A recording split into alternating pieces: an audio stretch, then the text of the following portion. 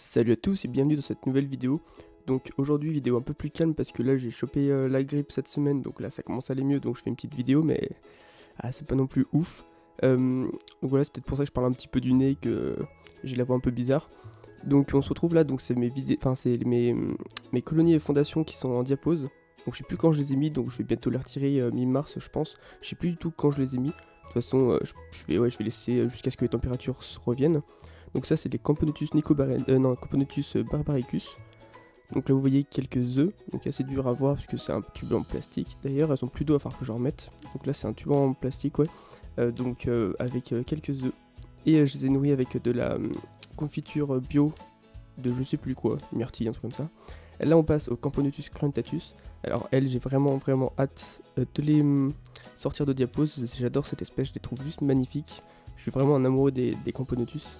Entre le Nicobarensis et les Cruentatus, vraiment j'adore. Donc elles ont un beau petit couvain, toujours le même que quand je les ai mis en diapose. Donc ouais, elles sont vraiment magnifiques. J'ai un peu de mal à faire la mise au point dessus, parce que je sais pas, le tube peut-être un peu rayé, un peu sale. Je sais pas trop. J'ai essayé de nettoyer mais ça n'a pas fait grand chose. Enfin voilà, ça va, on voit quand même assez bien. Après c'est aussi dans un grenier, etc. Donc niveau lumière, etc. C'est pas ouf.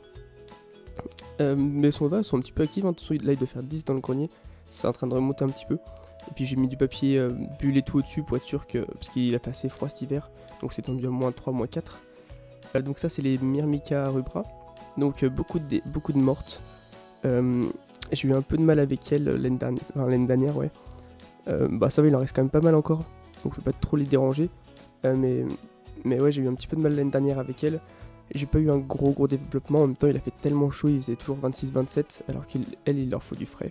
Donc là c'est les petites Messor barbarus, donc là toujours en pleine activité. Donc oui, petit truc aussi, mes Phédol pallidula sont mortes. Je sais pas trop pourquoi, à vrai dire. Je suis un peu déçu parce qu'elles avaient elles étaient très bien développées, mais je les ai repassées en tube, et d'un coup en tube elles se portaient bien, il y avait peut-être une vingtaine de larves, trentaine de nymphes. Et d'un coup la reine est morte avec la plupart des ouvrières, je sais pas du tout pourquoi. Donc voilà, je suis assez triste, mais bon. J'avais déjà réussi à la faire repartir, donc c'était déjà bien. Donc là vous voyez, c'est la Messor qui était un peu handicapée, qui est toujours vivante, tout compte fait, enfin j'y attendais pas. Donc ça c'est les petites crématogasters qui se développent bien, vous voyez un couvain toujours plus impressionnant. Je suis vraiment très content de ces crématos, elles sont top. Donc oui, là je fais pas beaucoup de vidéos aussi en ce moment parce que tout simplement il y a moins de trucs à dire. C'est l'hiver encore, donc toutes les colonies se développent pas très vite, j'ai pas toutes les colonies et fondations. Et bientôt là je suis en train de chercher des thèmes et tout pour faire ce que je pensais, c'est-à-dire faire des vidéos un peu plus informatives sur différents trucs sur les fourmis. Donc je suis en train de chercher un peu pour trouver des sujets assez intéressants mais pas trop connus. Donc oui, des aires de chasse toujours un peu dégueulasses.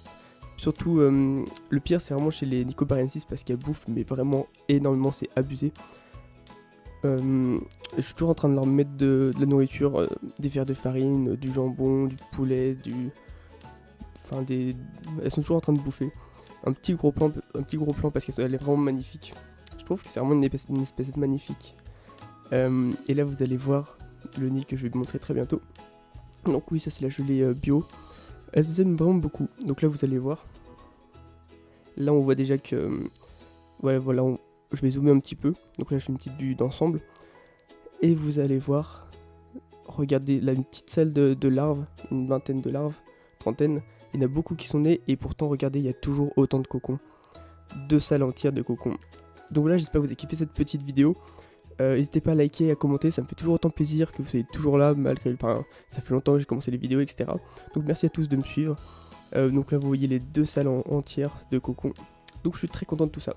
Donc merci à tous de me suivre, et on va se dire à la prochaine. Allez, bye bye tout le monde.